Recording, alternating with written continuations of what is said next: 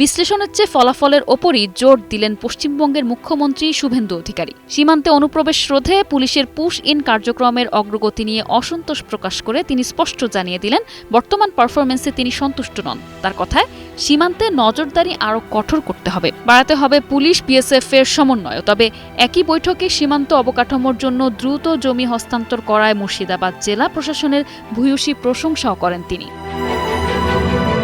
শুক্রবার মুর্শিদাবাদে প্রশাসনিক বৈঠক শেষে শুভেন্দু অধিকারী জানান, বাংলাদেশি অনুপ্রবেশকারীদের কোনোভাবেই রেয়াত না করতে আগেই পুলিশকে নির্দেশ দেওয়া হয়েছে। তবে শুক্রবার পর্যন্ত পুলিশ মাত্র ৬৯ জনকে সীমান্ত পার করাতে পেরেছে।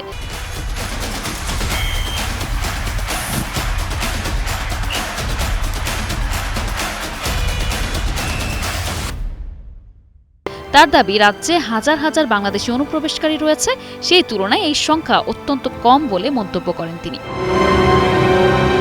মুখ্যমন্ত্রী বলেন, অনুপ্রবেশ রোধে পুলিশের ভূমিকা আরও কার্যকর হওয়া দরকার। সীমান্ত এলাকায় নজরদারি জোরদারের পাশাপাশি বিএসএফ এর সঙ্গে পুলিশের সমন্বয় আরও বাড়ানোর উপর গুরুত্ব আরোপ করেন তিনি। তার মতে, দুই বাহিনীর সমন্বিত উদ্যোগেই সীমান্ত সুরক্ষা আরও শক্তিশালী করা সম্ভব। তবে একই বৈঠকে মুর্শিদাবাদ জেলা প্রশাসনের কাজের প্রশংসাও করেন শুভেন্দু অধিকারী। তিনি জানান, সীমান্তে কাঁটাতারের বেড়া ও অন্যান্য অবকাঠামো নির্মাণের জন্য বিজেপি সরকার গঠনের ৪৫ দিনের মধ্যেই বিএসএফ এর হাতে ৩৩৮ একর জমি হস্তান্তর করা হয়েছে। যদিও মোট ৩৬৩ একর জমি দেওয়ার কথা ছিল, তবু এ পর্যন্ত যে পরিমাণ জমি দেওয়া হয়েছে তা সন্তোষজনক বলে উল্লেখ করেন তিনি।